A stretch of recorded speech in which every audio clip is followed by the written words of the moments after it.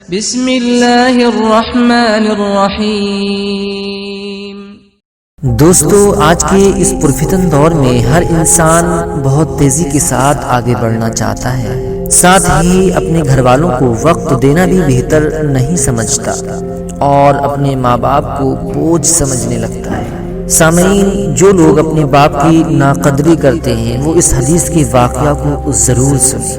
میں اس واقعہ کی طرف چلوں پہلے میں آپ سے گزارش کروں گا کہ اگر آپ نے ہمارا مشن تہذیب یوٹیوب چینل ابھی تک سبسکرائب نہیں کیا ہے تو پہلے سبسکرائب کر لیں اور ویڈیو کو آخر تک ضرور دیکھیں، اچھی لگے تو دوسروں کو شیئر بھی کریں۔ سامعین، چلتے ہیں اس واقعہ کی طرف۔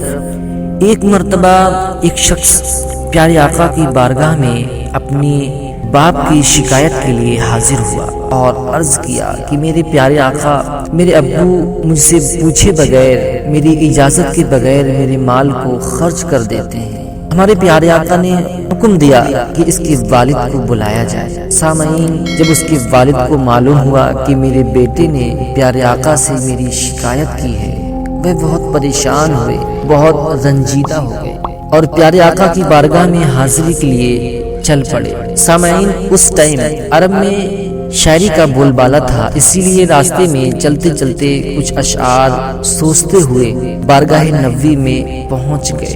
ادھر بارگاہ رسالت میں پہنچنے سے پہلے جبریل علیہ السلام آپ کی خدمت میں حاضر ہوئے اور فرمایا کہ اے اللہ کے رسول، کہ اللہ تبارک و تعالیٰ نے فرمایا ہے کہ باپ بیٹے کا مسئلہ بعد میں سننا، پہلے وہ اشعار سنیے گا جو وہ راستے میں سوچتے ہوئے آ رہے تھے۔ اللہ اکبر۔ سامعین، بہت ہی نیک اور مخلص صحابی تھے، اسی لیے ان کی آنکھوں میں آنسو آ گئے اور سوچنے لگے جو اشعار ابھی میری زبان سے ادا بھی نہیں ہوئے، اپنے کانوں نے بھی نہیں سنے اور رب نے وہ بھی سن لیے۔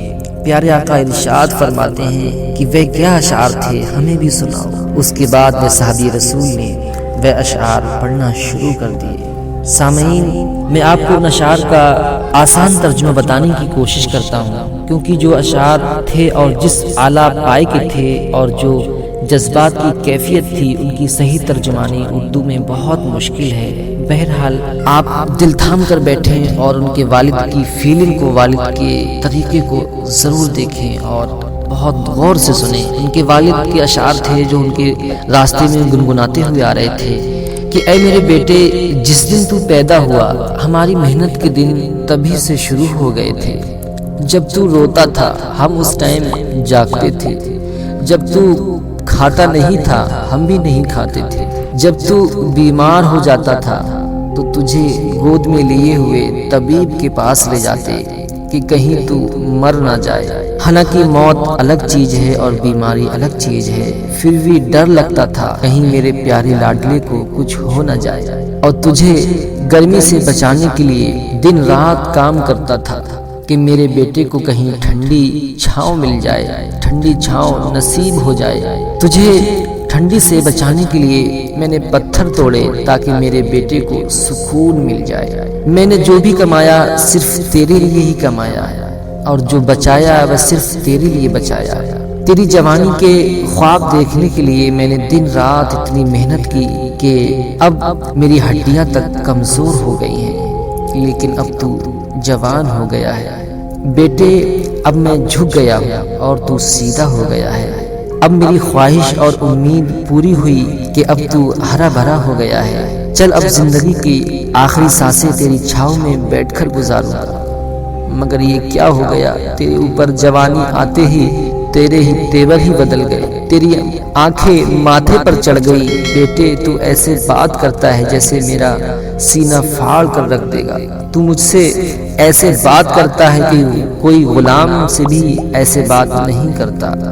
اب میں نے اپنی ساری محنت کو جھٹلا دیا کہ اب میں تیرا باپ نہیں بلکہ نوکر ہوں، اور نوکر کو بھی کوئی ایک وقت کی روٹی دے ہی دیتا ہے۔ بیٹے، تو نوکر ہی سمجھ کر مجھے روٹی دے دیا کر۔ اللہ اکبر۔ دوستو، جب یہ اشعار سناتے سناتے اچانک ان کی نظر پیارے آقا کے چہرے مبارک پر پڑی تو دیکھا کہ ہمارے پیارے آقا رو رہے ہیں، اور ہمارے پیارے آقا یہ اشعار سن کر اتنا روئے کہ آپ کی داڑھی مبارک آنسو سے تر ہو گئی۔ اللہ اکبر۔ ہمارے پیارے آقا کو جلال آ گیا اور اپنی جگہ سے اٹھے اور اس بیٹے کا گریبان پکڑ کر فرمایا کہ تو اور تیرا سب کچھ تیرے باپ کا ہے، تو اور تیرا سب کچھ تیرے باپ کا ہے۔ 3 بار فرمایا کہ تو اور تیرا سب کچھ جو بھی ہے وہ سب کچھ تیرے باپ کا ہے۔ اللہ اکبر۔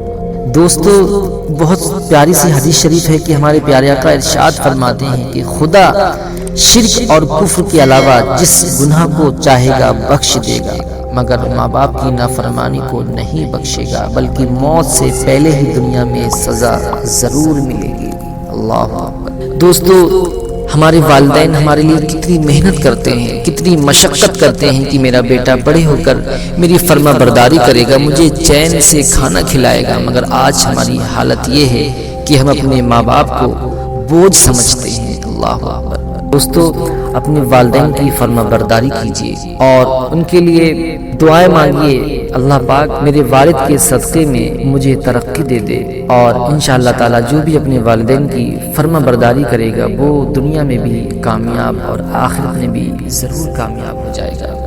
اللہ تبارک و تعالی سے دعا ہے کہ ہم تمام لوگوں کو اپنے والدین کی فرما برداری کرنے کی توفیق عطا فرمائے، بالخصوص مجھے بھی توفیق عطا فرمائے۔ آمین ثم آمین۔ اللہ حافظ۔